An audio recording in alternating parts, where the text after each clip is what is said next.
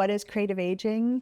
And it's, of course, about social connection. It's about learning new skills or waking up forgotten practices or, painting, crafting, whatever. But it's also a state of mind and a way of being that I would love everyone to know is available. A lot of studies have shown that play is a developmental component of our lives, and we need play throughout our life. People think of play as something that young kids do, and it's actually really important for adults to do it as well. So we are sort of giving permission and re-inviting people to engage in creative play in their work. Welcome to the Answers for Elders radio show. And welcome back, everyone, to Answers for Elders Radio Network. And we are back at Chateau Retirement with SilverKite, which is an amazing program for basically bringing out the developmental creativity in adults, older adults, as well as intergenerational connections. And I am very honored now to have Mollia Jensen. And Mollia, you are, and I'm going to get this right here, the Creative Aging Programs Manager, correct? Correct. So Mollia, what does that mean? What is creative aging? What is creative aging? Well, the managing is, I could go on and on about what that means, but we all know that's just paying attention to all the different aspects of what supports programs in an organization. Creative aging programs for our organization means in-person workshops, online workshops, and ongoing grants where we get to go in monthly, twice monthly to skilled nursing facilities or assisted living. That's awesome. And it also means series, so 6-week series where people can dive a little deeper. But there's also a lot of opportunities for those 1-hour connecting with yourself and others. So Mollia, you've been doing this kind of work for 30 years, and you've been with SilverKite for 3 years. Yes. Tell me a little bit about your background. Well, my background in the creative aging field started when this is probably, I should write a book about this, but I did AmeriCorps when I was a middle-aged woman. Oh, wow. I still am, but yes, and I was... it was a year managing the music and memory program in memory care. And so I was able to make individual biographical inspired playlists for each of the people living there. And then, of course, I got to do anything I wanted with expressive art. So that was my deep education. Prior to that, I had been a kindergarten teacher, dance teacher, actress. That's awesome. Just investigating the arts through many lenses. But then 10 years ago, I came to this, and then I've stayed in the work, just always connected with older adults and creativity. I remember there's a community somewhere in downtown Seattle, you might be familiar, but they actually did a study with art with dementia.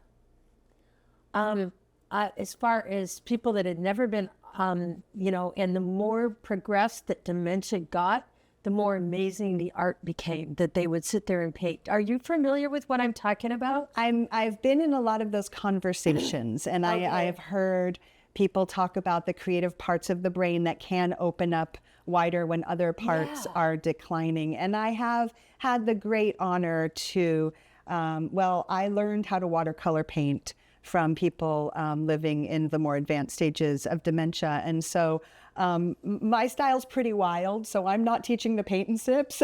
It's very, it is so deeply creative watercolor because my teachers were deeply creative. Yeah. And then now you work basically in conjunction with Jen, and you guys put together these amazing programs. Tell me a little bit about how you two work together, Jen. How do we work together? Together? Well, Jen keeps me on task with reminding me that it's always important to let people know what to expect in the program. Okay. You know, because I know how to bring the rockin' creativity to it, and Jen always reminds me, oh, they just want to know what to expect, and what are they going to learn, because learning is a lifelong journey. It is. And so. Anything else? Yeah, I think I would just add that lining out all of the expectations is really important, because it does tie to that developmental level that we were talking about before. So we want people to feel really good when they leave our programs and feel like they are successful and want to do more. Yeah. And I think a lot of things, especially as you retire and you're an older adult, I mean, a lot of people have worked very structured jobs, and that creative side of themselves have been suppressed. You know, to find that again, I can't even imagine what that's like. And you have been probably a facilitator of that quite a bit. Well, I think it's really important to incorporate play into your everyday life. And a lot of studies have shown that play is a developmental component of our lives, and we need play throughout our lifespan. And I think a lot of times people think of play as something that young kids do, and it's actually really important for adults to do it as well. So we are sort of giving permission and re-inviting people to engage in creative play in their work. Yeah, that's my favorite way to put it, re-inviting or inviting, you know. And I've thought a lot about, in preparation for this conversation with you, about what is creative aging. And it's, of course, about social connection. It's about learning new skills or waking up forgotten practices, or, you know, painting, crafting, whatever. And it is, but it's also a state of mind and a way of being that I would love everyone to know is available. So, and for some reason, when I'm thinking about what is creative aging, I just keep thinking, you know, and especially coming up here to this beautiful community, and I saw a little green grass outside, and I said to my colleague, oh, that looks like a wonderful place to walk a dog.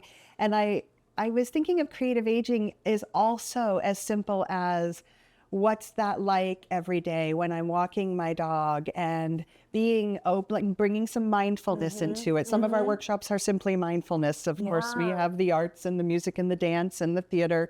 But, you know, just that experience of opening up to the world, staying open to the world, know that the world is inviting us always. And then, you know, and then when we are in touch with creativity in our daily lives, then when we do take a workshop, you know, there's a poem to write about walking your dog. So tell me a little bit about a typical day at Chateau. When you come here, what do the residents get to experience? Well, it would depend on if it was a series. If it was a 6-week series, there would be the one teaching artist that came every time and was building relationships, getting to know the residents, and vice versa.